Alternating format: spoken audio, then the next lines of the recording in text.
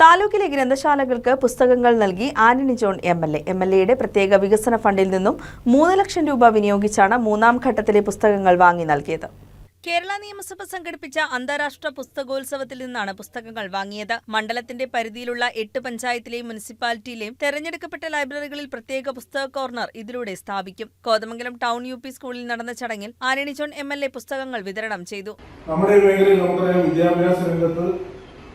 കേരളത്തിലെ ഏറ്റവും കൂടുതൽ വിദ്യാഭ്യാസ സ്ഥാപനങ്ങളും ആ രംഗത്ത് സജീവമായി ഇടപെടുന്ന ഒരു മേഖല കൂടിയാണ്.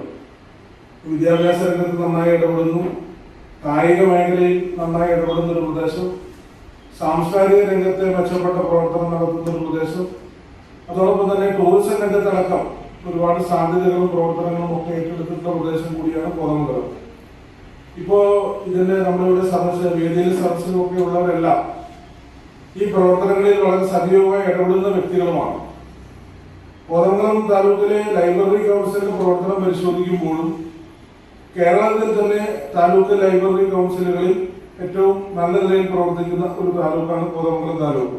കഴിഞ്ഞ 2 വർഷങ്ങളിലായി മണ്ഡലത്തിലെ ലൈബ്രറികൾക്ക് പുസ്തകങ്ങൾ നൽകിയിരുന്നു. അടുത്ത വർഷത്തോടുകൂടി കോതമംഗലം മണ്ഡലത്തിലെ മുഴുവൻ ലൈബ്രറികൾക്കും പുസ്തകം വിതരണം പൂർത്തീകരിക്കുവാൻ കഴിയുമെന്ന് എം.എൽ.എ പറഞ്ഞു. ചടങ്ങിൽ taluk library council president K O. Kuriakose അധ്യക്ഷത വഹിച്ചു. Secretary Manoj Narayanan, CP Muhammad, PG Venu, VM Pari തുടങ്ങിയവർ സംസാരിച്ചു.